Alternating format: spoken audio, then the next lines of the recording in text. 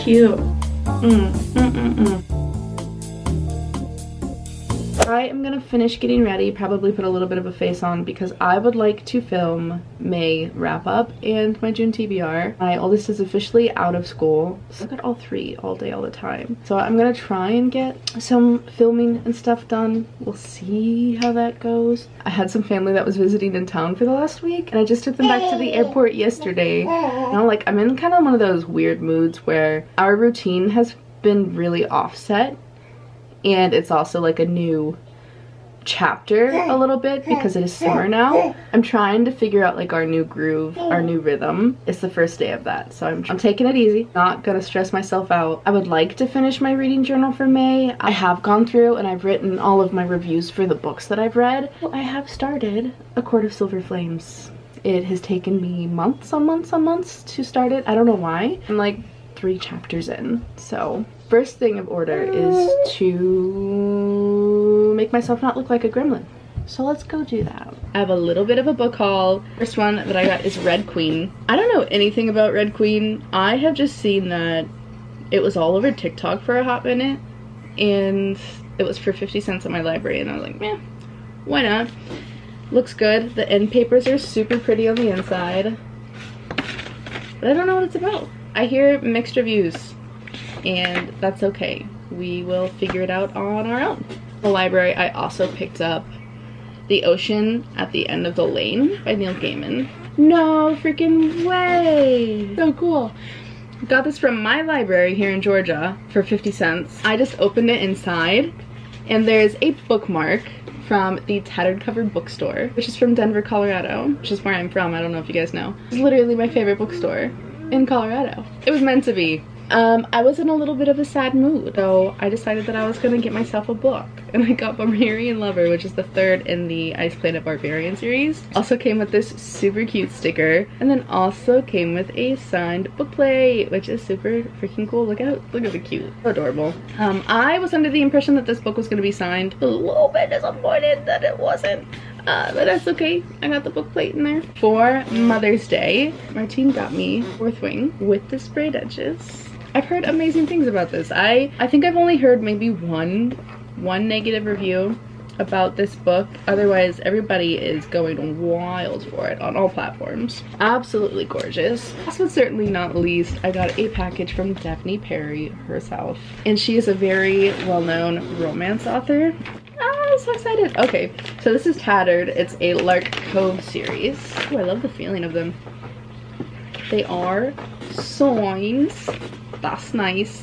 It says, Thea Landry has always known her place in modern day society. It's somewhere just above the trash can her mother dumped her in as a newborn, but below the class where much comes easy. With her tattered shoes and bargain bin clothes, her life has never been full of glamour. So when a rich and charismatic man takes interest, she doesn't fool herself into thinking their encounter is anything more than a one-night stand. Months later, she's kicking herself for not getting his phone number or his last name, and she's given up hope of ever seeing him again. Until one day, years later, Logan Kendrick waltzes into her life once more and turns everything she's built upside down. This time around, she won't make the same mistake. She's going to fight to keep him in her life, not for herself, but for their daughter. Ooh! I did not see that coming at the end. I'm so excited to read these. And I have been dipping my toes into the sports romance genre, and I don't have a lot of books under my belt from that. So I'm very enthusiastic to get into these and kind of start my journey on sports romance. And I believe this is her latest book, which is Coach. Football star, single dad. I love a single dad trope. And once a long time ago, mine. I've spent the better part of a decade forgetting Ford Ellis.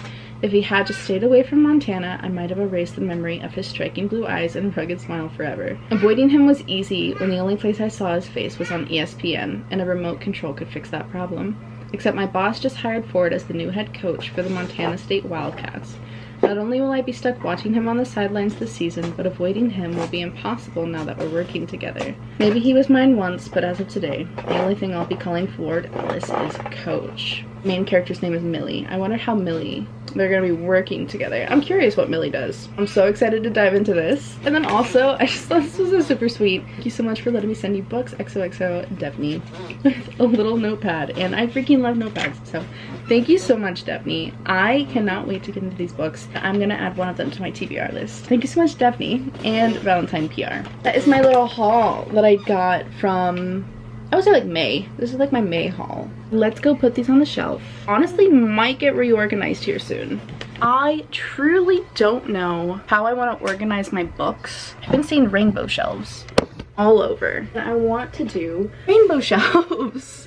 My shelves look all a mess right now, and I wanted to showcase Children of the Fallen Gods up here, the War of the Lost Hearts trilogy, in like a really cool way. Since they're paperback, they're not really standing up how they should up here. Why want to split up all of my series?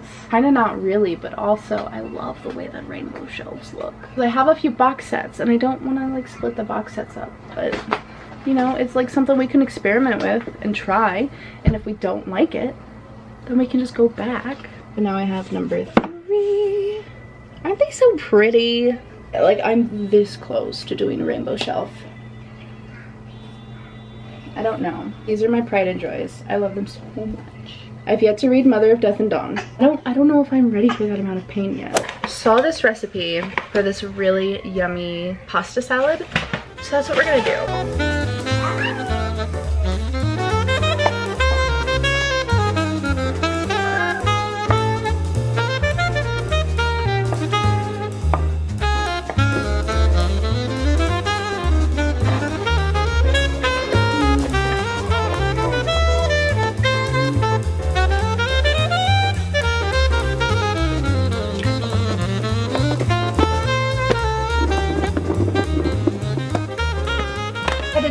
Quick costume change because a dress was just giving me a little bit of a headache. And I know that sounds weird. How can a dress give you a headache? It's because I'm really special.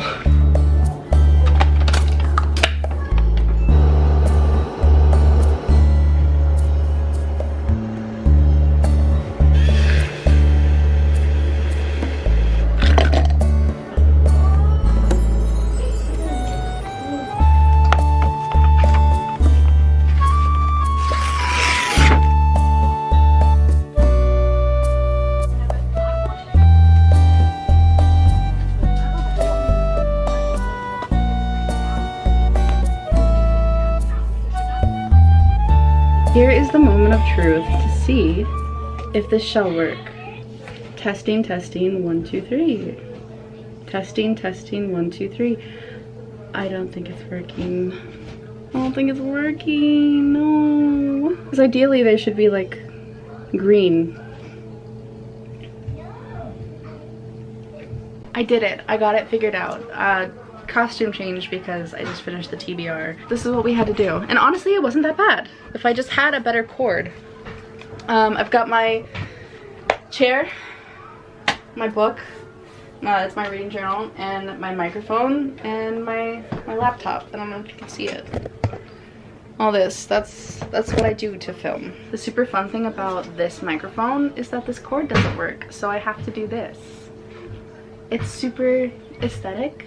You know, it's on brand for me, but it works. I held this, and honestly, I kind of really liked holding the microphone, if I'm gonna be real with you. You see how the green lights, they move when I talk? That's what they were supposed to do when they were plugged in my phone.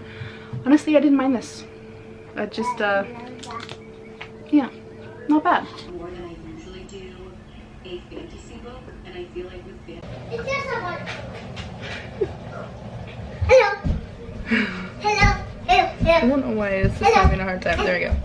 I have some very, very ripe bananas, so I'm gonna make some banana bread.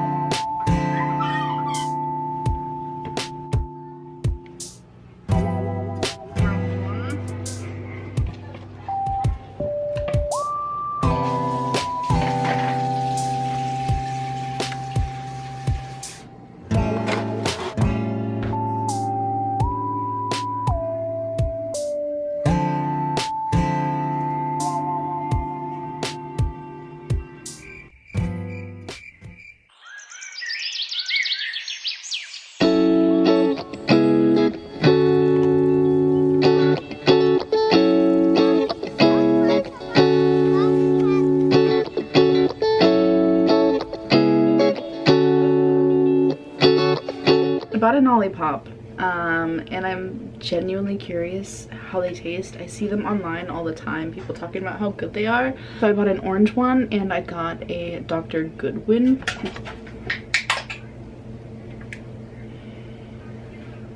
Smells like orange soda. You know, that's not bad. It kind of tastes like an Izzy, like a clementine Izzy, which I freaking love. That's like my favorite one, so that's not bad at all. I was expecting it to taste like a little bit funny. Ooh, yeah. That's actually really good. Tastes like a clementine Izzy. That's good. I like that. Hello. So today we are going to the botanical gardens, and I just wanted to show you my outfit before we jet off. This is my outfit for today, and if you don't like it, you could leave.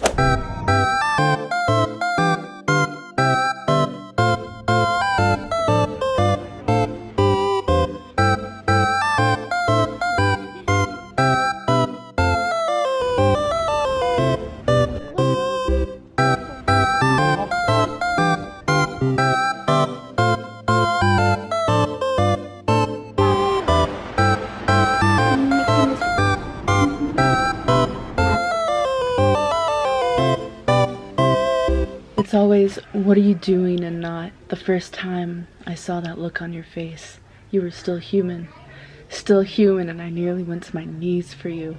Your power is a song, and one I've waited a very, very long time to hear. Okay, like, listen, the first 160 pages of this, I've been thinking, like, when is this gonna pick up? When is this gonna start getting good?